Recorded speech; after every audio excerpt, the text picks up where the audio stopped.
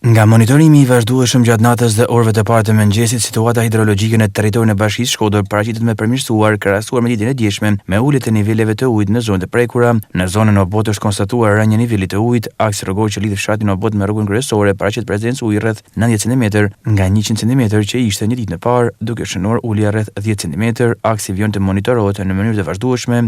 Mjetet e Bashkisë Shkodër dhe struktura mbështetëse qëndrojnë dhe sot në Obot, me gatishmëri të plotë për çdo nevojë dhe për garantimin e aksesit dhe ndihmës ndaj banorëve. Varkat janë prezente dhe sot në terren për të garantuar transportin dhe ndërhyrjen në rast nevoje.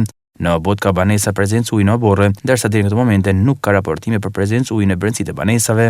Në njësinë administrative Dajç në zonën Urrellat Shirq është konstatuar ulje niveli të ujit rreth 10 cm krahasuar me ditën e dieshme. Vjen këtë prezencë uji në kanalit kullues toka bujqësore, por pa depërtime në banesa. Sipërfaqja tokës bujqësore prezencë uji në Dajç është 70 hektar, Velipoj 100 hektar, Ana Malit 530 hektar, Bërdiç 50 hektar, duke e çuar në total 760 hektar sipërfaqen e përmbytur. Situata paraqitet të qëndrueshme në përmirësim, ndërsa monitorimi në terren vjen pa ndërprerje nga strukturat përgjegjëse bëhet me dije njoftimin e Bashkisë Shkodër.